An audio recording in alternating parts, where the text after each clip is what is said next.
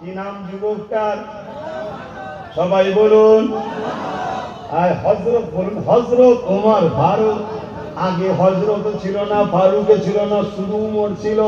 নবীর কলমে আসাতে হযরত হলো, ফারুকে আজম হলো, রাদিয়াল্লাহু তাআলা আন হলো। আর পৃথিবীর দ্বিতীয় খলিফা হলো ওমর ফারুক। হুজুর মনে মনে যেটা ভাবতেন আল্লাহ সে আয়াত পাঠিয়ে দিতেন। জোরে বলুন সুবহানাল্লাহ।